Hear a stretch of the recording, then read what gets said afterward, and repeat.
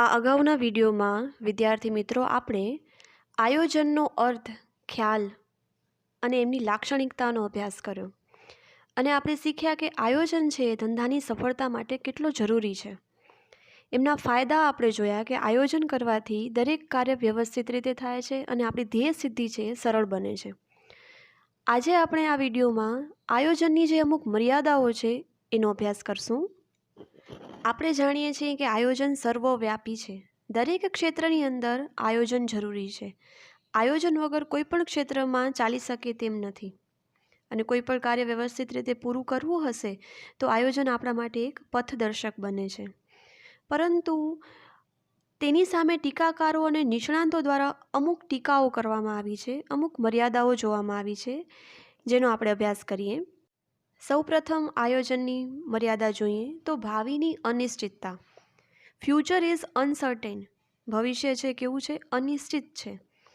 આયોજનના પાયામાં ધારણાઓ અને પૂર્વાનુમાનો હોય છે જે ભવિષ્ય સાથે સંબંધ ધરાવે છે, પરંતુ ભવિષ્ય છે કેવું છે? અનિશ્ચિત છે, જેના કારણે આવા અનુમાનો પૂરેપૂરા સાચા ન પણ પડે. આમ આયોજન ભવિષ્ય સાથે સંબંધિત હોવાથી અનિશ્ચિતતા રહેલી છે. ભવિષ્યને કોઈ પારખી શકતું નથી. ભવિષ્યમાં શું થશે એનો આપણે 100% આમ જ થશે એવું આપણે કહી શકીએ નહીં. એટલે ભાવિની જે અનિશ્ચિતતા છે એના કારણે આયોજન પ્રમાણે કાર્ય કદાચ ન પણ થાય. બીજી મર્યાદા છે ખર્ચાળ પ્રક્રિયા. આયોજન કરવા માટે નિષ્ણાંતોની સલાહ લેવામાં આવે છે. તેઓની ફી ઊંચી હોય છે. ઉપરાંત તે કાર્ય કરવામાં સમય, શક્તિ અને નાણાંનો વ્યય થાય છે. આમ આયોજન એ ખર્ચાળ પ્રક્રિયા છે. આયોજન આપણે વ્યવસ્થિત રીતે કરવું હશે તો આપણે નિષ્ણાંતોની સલાહ લેવી પડે છે. મોટા ધંધાદારી વેપારીઓ હોય છે, બિઝનેસમેન હોય છે, એઓ શું કરે છે? નિષ્ણાંતોને ફી આપે છે અને એ લોકોની ફી એકદમ ઊંચી હોય છે અને આ કાર્ય કરવા માટે સમય, શક્તિ અને નાણાંનો વ્યય થાય છે. એટલે આયોજનને અમુક ટીકાકારોએ ખર્ચાળ પ્રક્રિયા પણ કહી છે. ત્રીજી મર્યાદા લાંબી પ્રક્રિયા. આયોજન કરવા માટે જરૂરી માહિતી એકત્રિત કરવી પડે, તેનું વર્ગીકરણ કરવું પડે, વિશ્લેષણ અને અર્થઘટન કરીને વિવિધ વિકલ્પો વિચારવામાં આવે છે, જે લાંબી અને સમય માંગી લેતી પ્રક્રિયા છે. કોઈપણ પ્રક્રિયા કરવા પહેલાં, આયોજન કરવા પહેલાં અમુક માહિતી એને એકત્રિત કરવી પડે, એનો સર્વે કરવું પડે છે, વિશ્લેષણ. તો આ બધી પ્રક્રિયા છે એ ટાઈમ કન્ઝ્યુમિંગ છે, એટલે આને લાંબી પ્રક્રિયા પણ કહે છે. ચોથી મર્યાદા આયોજન અપ્રસ્તુત. આયોજનમાં અનિશ્ચિતતા રહેલી છે. સમય, સંજોગ કે એકમને અસર કરતા પરિબળોને કારણે અગાઉથી તૈયાર કરેલ આયોજન ઘણીવાર અપ્રસ્તુત બની જાય છે, જેના કારણે આયોજન નિષ્ફળ થઈ શકે. આયોજન પ્રમાણે જો કામ કરવું હશે તો આપણા જે ટાર્ગેટો છે, આપણા અનુમાનો છે એ સાચા હોવા જોઈએ. જો આપણા અનુમાનો સમય, સંજોગો અને કોઈ કારણસર એ સંજોગો સાચા નથી પડતા તો એ પરિબળોના કારણે આપણે જે અગાઉથી જે આયોજન તૈયાર કર્યું હશે એ પુરવાર થઈ શકશે નહીં. પાંચમી મર્યાદા જડતા પ્રેરે. આયોજન એ એક કાર્યક્રમ છે, તેને ભવિષ્ય સાથે સંબંધ છે. આયોજનના અમલ દરમિયાન ઊભી થતી વિપરીત પરિસ્થિતિમાં અધિકારીઓ કે કર્મચારીઓ પરિવર્તન કરી શકતા નથી, તેમાં ફેરફાર કરવાનું જોખમ લેતા નથી અને આયોજનને વળગી રહે છે. તેથી એમ કહેવાય છે કે આયોજન જડતા પ્રેરે છે. આયોજન છે એક કાર્યક્રમ છે કે જે નિશ્ચિત કરેલો કાર્યક્રમ આપણને કરવાનો હોય છે, ભવિષ્ય સાથે સંબંધ ધરાવે છે. તો ઘણી વખત એવો થાય છે કે કોઈ એવી વિપરીત પરિસ્થિતિ ઊભી થાય છે કે જે કર્મચારીઓ હોય છે, અધિકારીઓ હોય છે, એ લોકો એને ફોલો કરતા હોય છે કે જે નક્કી કર્યું છે એ જ પ્રમાણે એને કાર્ય કરે અને એનામાં કોઈ પરિવર્તન ન કરે તો એ જડતાનું કામ કરે છે. જો કે આયોજન પરિવર્તનશીલ છે, તમે સમય પ્રમાણે એનામાં પરિવર્તન કરી શકો છો, પણ ડિપેન્ડ છે એ અધિકારીઓ અને કર્મચારીઓના વિચારસરણી ઉપર. જેથી જો એમની વિચારસરણી પરિવર્તન કરવાની ન હોય તો આયોજન જડતા પ્રેરશે. છઠ્ઠી મર્યાદા છે બાહ્ય પરિબળોની અનિશ્ચિતતા. ધંધાકીય એકમને અસર કરતા બાહ્ય પરિબળોમાં ફેરફાર થતા રહે છે, તે આયોજનની સફળતાને અવરોધે છે. બાહ્ય પરિબળો એટલે કે એવા પરિબળો જેનું નિયંત્રણ એકમના હાથમાં નથી હોતું. જેમ કે સરકારી કોઈ નિયમો બદલાય છે, આપણા અન્ય પક્ષકારો એટલે કે આપણા ગ્રાહકો છે, બજારની પરિસ્થિતિ છે, તો આ બધામાં જે ફેરફારો આવે છે એ ધંધાના હાથમાં હોતું નથી. તો એમનામાં જો ફેરફાર થાય તો આપણા આયોજન સફળ ન પણ થાય. 7મી મર્યાદા અપૂરતી માહિતી. આયોજન કરવા માટે જરૂરી માહિતી એકત્રિત કરવામાં આવે છે. તે માહિતી જો અધૂરી હશે, અસ્પષ્ટ હશે, તો તેના આધારે તૈયાર કરેલા જો આયોજન હશે તેના અમલીકરણથી અનિશ્ચિત પરિણામો મેળવી શકાય. એટલે કે ઈચ્છિત પરિણામો આપણે મેળવી શકતા નથી. જો માહિતી આપણે જે મેળવી છે એ સાચી ન હોય અથવા અધૂરી માહિતી હશે તો એ માહિતીના બેઝ ઉપર આપણે આપણું આયોજન સફળ કરી શકશું નહીં. 8મી મર્યાદા કર્મચારીની કાર્ય સર્જનાત્મકતામાં અવરોધ. આયોજનનો અમલ ધંધાકીય એકમના કર્મચારીઓએ કરવાનો હોય છે. આ કર્મચારીઓમાં વિવિધ સર્જનાત્મક શક્તિઓ હોવા છતાં તેઓ આયોજનના અમલ દરમિયાન તેમાં ઈચ્છિત ફેરફારો કરી શકતા નથી. તેથી કર્મચારીઓની સર્જનાત્મકતા અવરોધાય છે. આયોજન જનરલી છે એ એકમના હેડ નક્કી કરતા હોય છે, અને જો એ અધિકારીઓ જે નક્કી કર્યું હશે એમાં જો કર્મચારીઓને કોઈ સુધારો કરવો હોય છે તો એ હસ્તક્ષેપ કરી શકતા નથી. બરાબર. એટલે કર્મચારીઓની જે સર્જનાત્મકતા હોય છે એનામાં અવરોધ આવે છે. ત્યાર પછી 9મી મર્યાદા પદ્ધતિઓનો ખામીયુક્ત ઉપયોગ. આયોજનમાં અનુમાનો અને પૂર્વધારણાઓ માટે ગાણિતિક પદ્ધતિઓ અને આંકડાકીય માહિતીનો ઉપયોગ કરવામાં આવે છે. અને જો આ પદ્ધતિઓનો ઉપયોગ કે માહિતી ખામીયુક્ત હોય તો નિર્ણયો ખોટા લેવાય છે, જેને આયોજન નિષ્ફળ બને છે. મતલબ કે જે પદ્ધતિનો ઉપયોગ કરવામાં આવે છે એ પદ્ધતિ યોગ્ય નથી. જે આંકડાકીય માહિતીનો ઉપયોગ કરવામાં આવે છે એ જો ખામીયુક્ત હશે તો આયોજન પણ નિષ્ફળ થાય છે. આમ આયોજન છે ધંધાની સફળતા માટે ખૂબ જરૂરી છે, પણ જો આયોજન કરવામાં જ જો કોઈ ખામી રહી જાય છે તો એ આયોજન નિષ્ફળ બને છે અને ધંધો છે એ પોતાના ઈચ્છિત ધ્યેયોને સિદ્ધ કરી શકતા નથી. આ ઉપરાંત પણ આયોજનને ઘણા બધા પરિબળો અસર કરતા હોય છે, જેવા કે ટેકનોલોજીમાં ફેરફાર થાય, આયોજન કરનાર કોઈ પૂર્વગ્રહો હોય છે, હકીકતોની અવગણના થાય, નેતાગીરીના કોઈ પ્રશ્નો હોય વગેરે. છતાં આયોજન વિચલનોના કાબૂમાં રાખતા શીખવે છે, અને આયોજનનો કોઈ વિકલ્પ નથી એ પણ એક શક્ય છે. આયોજન વગર તો કોઈ કાર્ય શક્ય જ નથી. એટલે આયોજન તો ખૂબ જરૂરી છે જ, પરંતુ આયોજન કરવામાં કોઈ ખામી ન રહે એની ધ્યાન પણ રાખવી પડે છે. આયોજન એક બૌદ્ધિક પ્રક્રિયા છે. ભવિષ્ય માટેની પ્રવૃત્તિઓનો નકશો છે જેમાં સંચાલન રંગ પૂરે છે.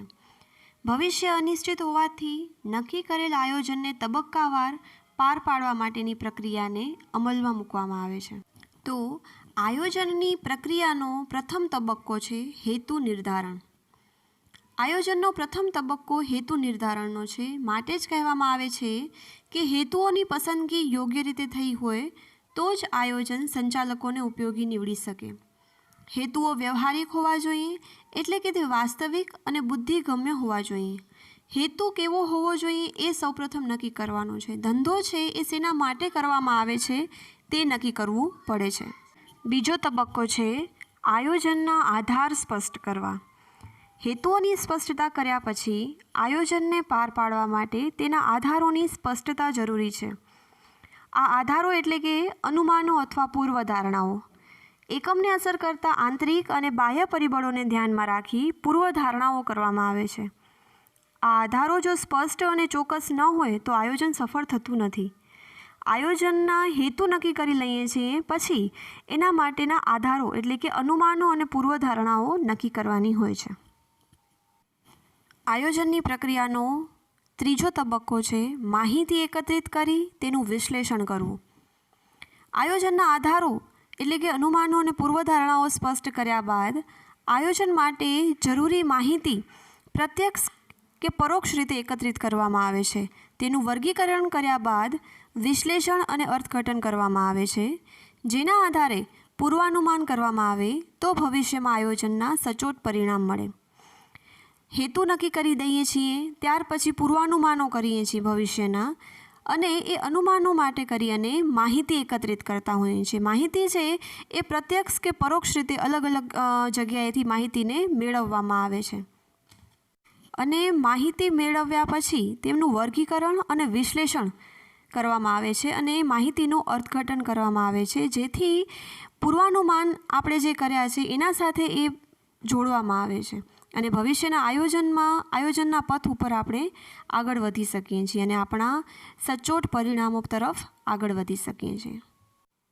ત્યાર પછી ચોથો તબક્કો છે વૈકલ્પિક યોજના તૈયાર કરવી. જરૂરી માહિતી એકત્રિત કરી તેનું વિશ્લેષણ અને અર્થઘટન કર્યા બાદ વૈકલ્પિક યોજનાનું ઘડતર થાય છે. એકમમાં ધ્યેય સિદ્ધિ માટે અનેક વિકલ્પો હોય છે. આ તમામ વિકલ્પોની યાદી આ તબક્કે તૈયાર કરવામાં આવે છે, જેમ કે કોઈ વસ્તુનું ઉત્પાદન કરી વેચાણ કરવું કે તૈયાર વસ્તુ ખરીદીને વેચાણ કરવું. હવે કોઈ પણ માહિતી આપણે એકત્રિત કરી લીધી, ત્યાર પછી એક ઉદાહરણ છે અહીંયા કને કે કોઈ વસ્તુનું વેચાણ કરવું છે આપણે, તો એ વસ્તુ આપણે ઉત્પાદન કરવાની છે, મતલબ કે મેન્યુફેક્ચરિંગ પણ આપણે જ કરવાની છે કે એ વસ્તુ છે આપણે તૈયાર ખરીદીને ડાયરેક્ટ વેચાણ કરવું છે, તો આ એક ઓપ્શન છે. એટલે આવી વૈકલ્પિક યોજનાઓ તૈયાર કરવી પડે છે. પાંચમો તબક્કો છે વિકલ્પોની વિચારણા કરવી. વૈકલ્પિક યોજનાની યાદી તૈયાર થઈ ગયા બાદ બધા જ વિકલ્પો ઉપર વિચારણા કરવામાં આવે છે, જેમાં એકમને અસર કરતા પરિબળો અને વિકલ્પોના સંબંધ અંગે વિચારણા કરવામાં આવે છે. આ એક બૌદ્ધિક પ્રક્રિયા છે. વિચારણા કરતી વખતે ગાણિતિક તથા આંકડાકીય પદ્ધતિનો ઉપયોગ કરવામાં આવે છે. આ માટે ધંધાકીય એકમ કાર્યાત્મક સંશોધન ઓપરેશન રિસર્ચ દ્વારા એક આદર્શ યોજના તૈયાર કરી શકે છે. મતલબ કે અલગ અલગ જે વૈકલ્પિક યોજના જે તૈયાર કરી છે એની આ પાંચમા સ્ટેપમાં એની વિચારણા કરવામાં આવે છે કે વિવિધ ઓપ્શનમાંથી બેસ્ટ ઓપ્શન અને સુટેબલ ઓપ્શન કયો છે આપણા માટે. બરાબર, કોઈ પણ વસ્તુનું વેચાણ કરવો છે તો એ વસ્તુનું ઉત્પાદન કરવું યોગ્ય લાગે છે કે પછી એ વસ્તુનું આપણે ઉત્પાદન કરવું એ બેટર છે કે એ વસ્તુ તૈયાર લઈ લેવી એ બેટર છે. જો તમે કોઈ કાર બનાવતી કંપની છે તો એ કાર બનાવતી કંપની મેઇન એનું કામ હશે એન્જિનનું, તો એવા જે સ્પેર પાર્ટ હશે જેમ કે સીટ કવર છે અથવા તો મ્યુઝિક સિસ્ટમ છે, તો એ લોકોને પોતાને મેન્યુફેક્ચરિંગ કરવી અથવા તો એ બારેથી એ આઉટસોર્સ કરી શકે. તો અહીં પાંચમા સ્ટેપના એની વિચારણા કરવાની છે. છઠ્ઠો તબક્કો છે ચોક્કસ યોજના સ્વીકારવી. આ તબક્કે વિવિધ વિકલ્પો અંગે વિચારણા અભ્યાસ કરી અને ચકાસણી કરી કોઈ એક શ્રેષ્ઠ યોજનાને ફાઇનલી સ્વીકારવામાં આવે છે. મતલબ કે છઠ્ઠા સ્ટેપમાં શું હશે કે આપણે જે યોજના યોગ્ય લાગે છે એને આપણે ફાઇનલી અમલમાં મૂકવાની છે, એને સ્વીકારવાની છે. ત્યાર પછીનો સાતમો તબક્કો છે ગૌણ યોજનાનું ઘડતર અને ચકાસણી. મૂળ યોજનાને અનુરૂપ અથવા મૂળ યોજનાને સહાયરૂપ થાય તે અંગેના પ્રકલ્પો અથવા વિકલ્પો વિચારવામાં આવે છે. તેને ગૌણ યોજના તરીકે ઓળખવામાં આવે છે. દાખલા તરીકે કાર બનાવતી કંપની ટાયર બનાવવા કે બહારથી ખરીદવા તે અંગેનો જે નિર્ણય કરે તેને ગૌણ યોજના કહી શકાય. આ ગૌણ યોજના તૈયાર કર્યા બાદ તેની સફળતા અંગેની ચકાસણી કરવામાં આવે છે, જેથી ભવિષ્યમાં મૂળ યોજનાને કોઈ અવરોધ નડે નહીં. મતલબ ગૌણ યોજના બનાવવાની છે, કોઈ ફાઇનલાઇઝ થાય એના પહેલાં એક એનો પ્લાન કરવાનો છે, એનો ડેમો લેવાનો છે કે જે કાંઈ પણ તમે વિકલ્પ પસંદ કરો છો એને તમને ટ્રાય કરવાનો છે, એનો ટ્રાયલ કરવાનો છે. બરાબર. ત્યાર પછી આયોજનની પ્રક્રિયાનો સૌથી છેલ્લો આઠમો તબક્કો યોજનાનું મૂલ્યાંકન. ગૌણ યોજનાનું ઘડતર અને ચકાસણી કર્યા બાદ સમગ્ર યોજનાનું મૂલ્યાંકન કરવામાં આવે છે. એકમમાં જ્યારે જરૂર જણાય ત્યારે ત્યાં યોજનાના મૂલ્યાંકન માટે નિષ્ણાંતો અને સલાહકારોની મદદ લેવામાં આવે છે, જેથી સાચો અભિપ્રાય મળે અને યોગ્ય નિર્ણય લઈ શકાય. આયોજન એ સતત ચાલતી પ્રક્રિયા છે. જ્યારે આપણે તબક્કાવાર આગળ વધીએ છીએ ત્યારે જુઓ અને આગળ વધો, લુક એન્ડ લીપનો સિદ્ધાંત અપનાવવો પડે. દરેક તબક્કે મૂલ્યાંકન જરૂરી છે. યોજનાનું મૂલ્યાંકન થશે તો જ ખ્યાલ આવશે કે આપણે જે યોજના કરી છે એ સફળ થઈ રહી છે કે નથી થઈ રહી. એમાં કોઈ વિચલનો તો નથી જણાતા, અને જો જણાય છે વિચલનો તો એને દૂર કરવામાં આવે છે. એટલે દરેક તબક્કે યોજનાનું મૂલ્યાંકન કરવું ખૂબ જરૂરી છે. ત્યાર પછીનો પ્રશ્ન છે યોજનાના પ્રકાર. Types of planning. પહેલો છે કાયમી યોજના. કાયમી યોજના વારંવાર ઉપયોગમાં લઈ શકાય છે. જે કાર્યો અંગે રોજબરોજ નિર્ણય લેવાના હોય તેવા કાર્યો માટે આ યોજના તૈયાર કરવામાં આવે છે. જ્યાં વ્યવસાયિક પ્રવૃત્તિઓનું પુનરાવર્તન થતું હોય ત્યાં તે પ્રવૃત્તિઓ ઝડપથી થાય તે ઉદ્દેશથી પ્રમાણિત નીતિ નક્કી કરવામાં આવે છે, જેને કાયમી યોજના કહી શકાય. આયોજનમાં નીતિ, વિધિ અને નિયમો લાંબા ગાળા માટે નક્કી થાય છે, જેથી આ ઘટકો સાથે સંકળાયેલી બાબતો અંગે તાબેદાર કર્મચારીઓ ઝડપથી નિર્ણય લઈ શકે. જેમ કે ગ્રાહકોને તેના ઓર્ડર પ્રમાણે માલ મોકલવા અંગેની વિધિ કે શાખ નીતિનું અગાઉથી કાયમી ધોરણે ઘડતર કરવામાં આવ્યું હોય તો તેનો અમલ કર્મચારીઓ ઝડપથી કરી શકે છે. વારંવાર તેના ઉપરી અધિકારીને પૂછવા જવું પડતું નથી. કાયમી યોજના એક એવા પ્રકારની યોજના હોય જેમાં રોજબરોજના નિર્ણયો લેવાના હોય છે. તમારા અંડર જે કર્મચારીઓ કામ કરતા હોય એમને અધિકારીઓને વારંવાર પૂછવા ન જવું પડે કે આપણી શાખ નીતિ શું છે, ઉધાર આપવાનું છે નથી આપવાનું, ડિસ્કાઉન્ટ કેટલો આપવાનો છે. તો આવી બધી યોજનાઓ પહેલેથી નક્કી કરવાની હોય છે કે કેશ ડિસ્કાઉન્ટ છે તો આપણે 5% આપવાનો છે કે 10% આપવાનો છે કે બિલકુલ આપવાનો જ નથી. ઉધાર આપણે માલ કોઈને આપશું કે નહીં આપીએ તો આ બધી નીતિ છે એ અગાઉથી નક્કી કરી દેવામાં આવે છે, જેને કાયમી યોજના કહેવાય. બીજી યોજના છે વ્યૂહાત્મક યોજના. ધંધાકીય એકમો તેમની ફિલોસોફી અનુસાર ધ્યેયો નક્કી કરે છે. આ માટે એકમ પોતાના જીવનકાળ દરમિયાન કઈ ફિલોસોફીથી કામ કરશે તે નક્કી કરવામાં આવે છે. તેને એકમનું જીવન ધ્યેય કહેવામાં આવે છે. એકમના ધ્યેયને સિદ્ધ કરવા વિવિધ લાંબા ગાળાની અને ટૂંકા ગાળાની વ્યૂહરચનાઓ ઘડવામાં આવે છે. ધંધાકીય એકમ ધંધાકીય પર્યાવરણ, તેની શક્તિઓ અને નબળાઈઓ ધ્યાનમાં લઈને યોજનાનું ઘડતર કરે છે. આ યોજના માટે દીર્ઘદ્રષ્ટિ અને અનુભવ જરૂરી છે. વ્યૂહાત્મક યોજનાની અસરો લાંબા ગાળે જોવા મળે છે. આ યોજના માટે સુસંગત નિર્ણયો લેવા પડે છે, એટલે કે નિર્ણયોની વ્યાપકતા આ યોજનામાં મહત્વની છે. વ્યૂહાત્મક યોજના એટલે કે ધંધાકીય એકમ છે એ પોતાના ફિલોસોફી પ્રમાણે કામ કરે છે. લાંબા ગાળાના અને ટૂંકા ગાળાના ધ્યેયોને સિદ્ધ કરવા માટેની અલગ અલગ વ્યૂહરચનાઓ નક્કી કરવામાં આવે છે. ધંધાકીય પર્યાવરણ, બજારની પરિસ્થિતિ શું છે એને ધ્યાનમાં લઈ અને આવી યોજનાઓ તૈયાર કરવામાં આવતી હોય છે. આવી યોજનાઓ તૈયાર કરવા માટે દીર્ઘદ્રષ્ટિ અને અનુભવ જરૂરી હોય અને એની અસર છે એ લાંબા સમય સુધી જોવા મળે અને લાંબા ગાળે પણ જોવા મળતી હોય છે. બરાબર? એટલે કે નિર્ણયોની વ્યાપકતા, નિર્ણય લેવો ખૂબ જરૂરી રહે છે. નિર્ણયની ચોકસાઈ આ પ્રકારની યોજનામાં ખૂબ આવશ્યકતા રહે છે. ત્રીજી યોજના છે સુનિયોજિત યોજના. ધંધાકીય એકમના નક્કી કરેલા ધ્યેયને સિદ્ધ કરવા માટે મધ્ય સપાટીએ ટૂંકા ગાળાની જે યોજનાઓનું ઘડતર કરવામાં આવે છે તેને સુનિયોજિત યોજના કહેવામાં આવે છે. એટલે મધ્ય સપાટી છે એ નક્કી કરે છે અને જે ટૂંકા ગાળાનું ઘડતર યોજના હોય છે, બરાબર, આ યોજના 1 વર્ષ કે તેથી ઓછા સમયગાળા માટે ઘડવામાં આવે છે. આ યોજના ટૂંકા ગાળાના ધ્યેયોનું સ્પષ્ટીકરણ કરતી હોવાથી એકમની પ્રવૃત્તિઓ હેતુલક્ષી બને છે અને સુનિયોજિત રીતે થાય છે. કયા વિભાગીય વડાઓ અને કર્મચારીઓ પાસેથી કયા કયા કાર્યો કરાવવાના છે તે સ્પષ્ટ બને છે. આ યોજના ઘડવા માટે વિશિષ્ટ જ્ઞાન અને કૌશલ્યની જરૂર પડે છે. સુનિયોજિત યોજના એક તો ટૂંકા ગાળાની હોય છે, એટલે કે 1 વર્ષ કે તેથી ઓછા ગાળાની હોય છે અને એમાં ધ્યેયોની સ્પષ્ટીકરણ અને એકમની પ્રવૃત્તિઓ હેતુલક્ષી બને છે, જેને સુનિયોજિત યોજના કહેવામાં આવે છે. વિભાગીય વડાઓ હશે એટલે કે કયા કર્મચારી છે એ કોને જવાબદાર છે, એટલે કયા કર્મચારીને એને કયા હેડને એને પ્રશ્નો પૂછવા અથવા એનું અનુકરણ કરવું એ આ પ્રકારની યોજનામાં નક્કી કરવામાં આવે છે. ત્યાર પછી ચોથા પ્રકારની યોજના કાર્યકારી યોજના. ધંધાકીય એકમના વિભાગો, કાર્યજૂથો અને વ્યક્તિઓ પાસેથી કાર્ય સંબંધિત અપેક્ષિત પરિણામો મેળવવા માટે ઘડવામાં આવતી યોજનાને કાર્યકારી યોજનાઓ કહે છે. આવી યોજનાઓ મોટે ભાગે એકાદ વર્ષ માટે, ટૂંકા ગાળા માટેની હોય છે. જેમ કે નક્કી કરેલ વાર્ષિક ઉત્પાદનના ધ્યેયને પહોંચી વાળવા માસિક કે ત્રિમાસિક ઉત્પાદનની યોજના ઘડવામાં આવે. વ્યૂહાત્મક યોજનાના અમલીકરણ માટે વિભાગીય વડાઓ દ્વારા આવી યોજનાઓ તૈયાર કરવામાં આવે છે. આ યોજનાઓ રોજિંદા કાર્યો સાથે સંકળાયેલી હોવાથી જે તે વિભાગના કર્મચારીઓની સાથે ચર્ચા વિચારણા કરી તૈયાર કરવામાં આવે તો આ યોજનાનું અમલીકરણ પ્રમાણમાં વધુ સરળ બને છે. કાર્યકારી યોજના સુનિયોજિત યોજના જેવી જ હોય છે.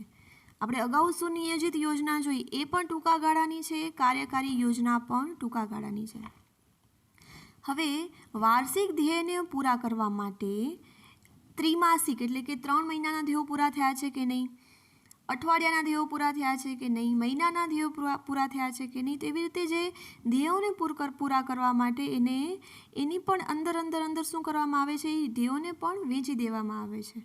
એટલે એને શું કહેવાય છે, ટૂંકા ગાળાની યોજના કહેવાય છે. અને જે સુનિયોજિત યોજના જેવી જ છે એને જે રોજિંદા કાર્યો સાથે સંકળાયેલી હોય છે, એટલે વિભાગના જે કર્મચારીઓ હોય એમની સાથે ચર્ચા વિચારણા કરી અને આ યોજનાનું અમલીકરણ કરવામાં આવે છે. 5મો પ્રકાર છે એક ઉપયોગી યોજના. વિશિષ્ટ હેતુઓની સિદ્ધિ માટે એક ઉપયોગી યોજના તૈયાર થાય છે. ખાસ પ્રવૃત્તિઓ માટે જ આ યોજના તૈયાર કરવામાં આવે છે. એટલે કે જે કાર્ય પ્રવૃત્તિઓનું પુનરાવર્તન થતું નથી તેવી પ્રવૃત્તિઓ માટે એક ઉપયોગી યોજના તૈયાર થાય છે. જેમ કે વહાણ બાંધકામ, મકાન બાંધકામ, પેકેજિંગ, પ્રિન્ટિંગ વગેરેમાં આ યોજના મહત્વની છે. એક ઉપયોગી યોજના એટલે શું કે વિશિષ્ટ કાર્ય માટે, વિશિષ્ટ હેતુની સિદ્ધિ માટે તૈયાર થાય છે. બરાબર, ખાસ પ્રવૃત્તિ હશે એના માટે થશે અને એવી પ્રવૃત્તિ કે જેનું પુનરાવર્તન થતું નથી. જેમ કે વહાણ બાંધકામ છે તો વહાણ બાંધકામની અંદર જે કાર્ય છે એક વખત થઈ જશે તો એને રિપીટ થશે નહીં. મકાન બાંધકામમાં પાયા એક વખત નખાઈ જશે તો એ બીજી વખત, મતલબ કે એક ઉપયોગી યોજના ખાસ કાર્ય માટે થાય છે અને જેની પ્રવૃત્તિઓનું પુનરાવર્તન નથી થતું. એટલે કે પ્રવૃત્તિઓ સ્ટેપ બાય સ્ટેપ નવી પ્રવૃત્તિ આવતી હોય છે, રિપીટેશન્સ થતું નથી. 6ઠી યોજના છે આકસ્મિક યોજના. ધંધાકીય એકમે બદલાતી જતી પરિસ્થિતિને તાલ મિલાવવો ખૂબ જ આવશ્યક છે. કેટલાક ચોક્કસ પરિબળો જેવા કે રાજકીય, આર્થિક, સામાજિક કે કુદરતી પરિબળોના કારણે ધંધાકીય પર્યાવરણમાં પણ ફેરફાર થાય છે. તેના કારણે અગાઉની યોજનામાં ફેરફાર કરવો પડે કે નવી યોજના ઘડવામાં આવે તેને આકસ્મિક યોજના કહે છે. આપણે બધાને ખબર છે ફ્યુચર ઇઝ અનસર્ટેન. ભવિષ્યમાં શું થવાનું છે એ કોઈને જ ખબર નથી હોતી. પછી એ કુદરતી પરિબળ હોય, રાજકીય પરિબળ હોય કે આર્થિક સામાજિક પરિબળ હોય. એટલે કે ધંધાને જે પરિસ્થિતિ બદલાય છે એની સાથે તાલ મિલાવવો ખૂબ આવશ્યક છે. આકસ્મિક યોજના છે એટલે કે એટ અ ટાઈમ આપણે ડિસિઝન બદલવો પડે અથવા તો નવો ડિસિઝન લેવો પડે, તો આવી યોજનાને કહેવાશે આકસ્મિક યોજના. આવી રીતે આપણે આજે 6 યોજનાના પ્રકાર ભણ્યા: કાયમી યોજના, વ્યૂહાત્મક યોજના, સુનિયોજિત યોજના, કાર્યકારી યોજના, એક ઉપયોગી યોજના અને આકસ્મિક યોજના. ધંધાકીય એકમો છે એ પોતાને સુટેબલ હોય એ પ્રકારે આવા પ્રકારની યોજનાઓ ઘડે છે અને ધંધાની ધ્યેય સિદ્ધિ કેમ સરળ બને એ ધ્યાનમાં રાખે છે. ત્યાર પછીનો પ્રશ્ન છે આયોજનના ઘટકો, એલિમેન્ટ્સ ઓફ પ્લાનિંગ. આયોજન એ બૌદ્ધિક પ્રક્રિયા છે. તે તૈયાર કરતી વખતે ઘણી બધી નાની યોજનાઓ, કાર્યક્રમો નક્કી કરી આયોજન કરવામાં આવે છે. તેને આયોજનના ઘટકો કહેવામાં આવે છે. જેમ કે ધંધાકીય એકમનું અંદાજપત્ર બનાવવું હોય તો સૌપ્રથમ દરેક વિભાગના અંદાજપત્ર બનાવવા પડે. ત્યારબાદ તેના પર વિચારણા કરી અને એકમનું સર્વોચ્ચ અંદાજપત્ર બનાવી શકાય. એટલે કે દરેક વિભાગની જરૂરિયાતોને જોઈ દરેક વિભાગનો અલગ અંદાજપત્ર બનાવી અને સમગ્ર એકમનું અંદાજપત્ર બનાવવામાં આવે છે. બરાબર, એટલે આયોજનના ઘટકો છે 7 છે: હેતુઓ, વ્યૂહરચના, નીતિ, પદ્ધતિ, નિયમો, અંદાજપત્ર અને કાર્યક્રમ. સૌ પ્રથમ ઘટક છે હેતુઓ.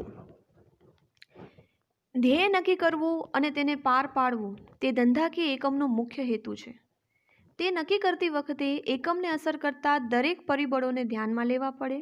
ધ્યેય સિદ્ધિ કરી શકાય તેવા વાસ્તવિક હોવા જોઈએ. તે વધારે પડતા મહત્વાકાંક્ષી ન હોવા જોઈએ.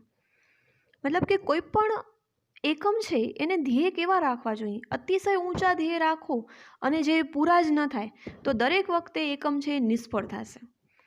અને એકદમ નીચા ધ્યેય રાખો કે જે તમે આસાનીથી હાંસલ કરી શકો તો તમે તમને એમ થશે કે ના હું તો બજારનો રાજા થઈ ગયો છું. એવું પણ નથી. એટલે કે ધ્યેય કેવા રાખવા, અતિશય મહત્વાકાંક્ષી પણ નહીં. એ ધ્યેયને સિદ્ધ કરી શકાય, થોડીક તકલીફ પડે એવા વાસ્તવિક હોવા જોઈએ.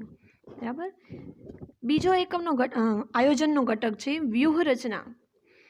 આયોજનમાં નક્કી કરેલ ઉદ્દેશોને પાર પાડવા ઉપયોગમાં લેવામાં આવતી યુક્તિ એટલે વ્યૂહરચના. તેનાથી એકમ બજારમાં હરીફો સામે કે અસર કરતા અન્ય પરિબળો સામે ટકી શકે છે.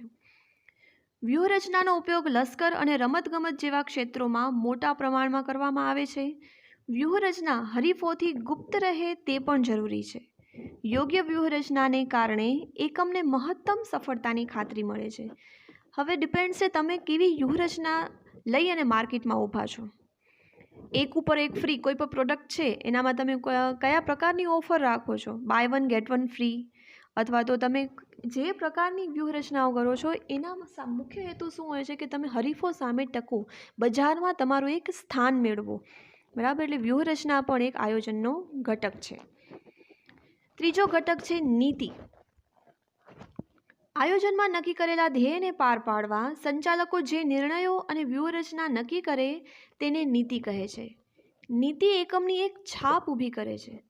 એકમની કુશળતા અને કાર્યપદ્ધતિનો પરિચય આપે છે. ધ્યેયની માફક નીતિ પણ વ્યવહારુ અને વાસ્તવિક હોવી જોઈએ. દાખલા તરીકે શાક પર માલનું વેચાણ કરવાની નીતિ. એટલે તમે ધંધાની નીતિ કેવી રાખો છો એ નીતિ છે, નીતિમત્તા છે, એ તમારા ધંધાની એક ઓળખ છે, તમારી પ્રતિષ્ઠા છે, છાપ બજારમાં ઊભી કરે છે. બરાબર. ત્યાર પછી ચોથો ઘટક છે પદ્ધતિ કે વિધિ. પદ્ધતિ એ એકમનો કાર્યક્રમ પાર પાડવાની વ્યવસ્થા દર્શાવે છે. વ્યૂહરચના એકમોને હરીફો સામે ટકી રહેવાની વ્યવસ્થા દર્શાવે છે. બરાબર. પદ્ધતિ શું કરે છે? એકમનો કાર્યક્રમ જે તમે વ્યવસ્થા બનાવી છે, સ્ટેપ, એને પાર પાડવાની વ્યવસ્થા દર્શાવે છે. અને વ્યૂહરચના શું બતાવે છે કે હરીફો સામે કેમ ઊભા રહેશો. નીતિ એ ઉદ્દેશોને કઈ રીતે પાર પાડી શકાય તેની માહિતી પૂરી પાડે છે. આ બધા ડિફરન્સ છે વ્યૂહરચનાની, નીતિની અને પદ્ધતિની. જ્યારે વિધિ શું કરે છે? વિધિ એટલે કે પદ્ધતિ એ ઉદ્દેશોને કઈ રીતે પાર પાડવા તેનો માર્ગ બતાવે છે. જેમ કે એક ત્રિમાસિક વેચાણના આંકડા મેળવી, 3 મહિનાના વેચાણના આંકડા મેળવી વાર્ષિક વેચાણના ધ્યેયને પાર પાડવા પ્રયત્ન કરવો. આમ કરવાથી સફળતાની શક્યતા વધી જાય છે. ટૂંકમાં વિધિ એટલે કે અમુક પ્રવૃત્તિઓ કેવી રીતે કરવી તે માટેની રીત. પાંચમો ઘટક છે નિયમો. આયોજનમાં નક્કી કરેલ કાર્યક્રમને પાર પાડવા નિયમો જરૂરી છે. નિયમો વિધિ નિશ્ચિત કરે છે, સ્પષ્ટ સમજ આપે છે. તેનાથી કર્મચારીઓમાં શિસ્તની સ્થાપના થાય છે તથા ધ્યેય સિદ્ધિ અને નિરીક્ષણનું કાર્ય પણ સરળ બને છે. જેમ કે કામના કલાકો દરમિયાન કામદારોએ મોબાઈલનો ઉપયોગ કરવો નહીં. આ એક નિયમ છે. એકમમાં ધૂમ્રપાન કરવો નહીં, તો આ પણ એક છે નિયમ છે. સ્ટાફને યુનિફોર્મમાં જ ધંધાની અંદર પ્રવેશ કરવો, તો આ પણ એક નિયમ છે. આઈ કાર્ડ પહેરવો, તો એ પણ એક નિયમ છે. તો આ બધી છે એ પણ આયોજનનો એક પાર્ટ છે, એનો ઘટક છે. ત્યાર પછી છઠ્ઠો ઘટક છે અંદાજપત્ર. એકમના નક્કી કરેલ ધ્યેયને પૂર્ણ કરવા માટે અંકુશના માધ્યમ તરીકે અંદાજપત્રનો ઉપયોગ થાય છે. વિવિધ પ્રકારના અંદાજપત્રો જેવા કે મૂડી ખર્ચ અંદાજપત્ર, ઉત્પાદન અંદાજપત્ર, ઉત્પાદન ખર્ચ અંદાજપત્ર, વેચાણ અંદાજપત્ર અને રોકડ અંદાજપત્ર, આ બધા પ્રકાર છે અંદાજપત્રના. એકમની પ્રક્રિયા પર અંકુશ રાખવાનું કામ કરે છે અંદાજપત્ર, અને સંચાલનને કાર્યક્ષમ બનાવે છે. અંદાજપત્ર હશે તો દરેક વિભાગને ખબર પડશે કે ભાઈ આટલા પ્રમાણે બજેટ છે અને એના પ્રમાણે જ ખર્ચો થવો જોઈશે, એટલી ટાર્ગેટ નક્કી કરે છે. બરાબર. સાતમો ઘટક છે કાર્યક્રમ. ધંધાકીય એકમમાં કરવાના થતા કાર્યને જે ક્રમ આપવામાં આવે છે તેને કાર્યક્રમ કહે છે. જો કાર્યક્રમ મુજબ કામકાજ થાય તો ધ્યેય સિદ્ધિના પ્રશ્નો ઊભા થતા નથી. સંચાલનનું કામ કાર્યક્રમ મુજબ કામકાજ થાય છે કે નહીં તે જોવાનું છે તથા તેને નક્કી કરેલ ધોરણો સાથે સરખાવી જો તેમાં વિચલનો એટલે કે ખામી જણાય તો તેને સુધારાલક્ષી પગલાં જરૂરી બને છે. કાર્યક્રમ શું નક્કી કરે છે કે તમે જે પ્રમાણે નક્કી કર્યું છે એ પ્રમાણે કામ થાય છે કે નહીં. જો કોઈ ખામી જણાય છે તો એના માટે સુધારાલક્ષી પગલાં લેવામાં આવે છે. આમ આયોજનના 7 ઘટકો મુખ્ય છે અને એના આધારે જ આયોજન પ્રમાણે જો કામ થાય તો ધંધાને ધ્યેય સિદ્ધિ મળે છે. બરાબર.